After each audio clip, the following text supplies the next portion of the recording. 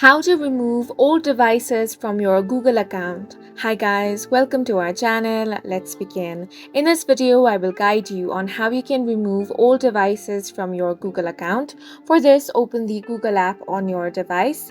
Now, you want to tap on the profile icon at the top right corner of your screen.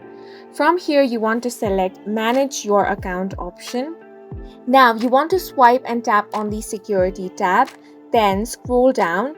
Here you have Your Devices section. You can find all the devices you have been signed into. Tap on Manage All Devices option.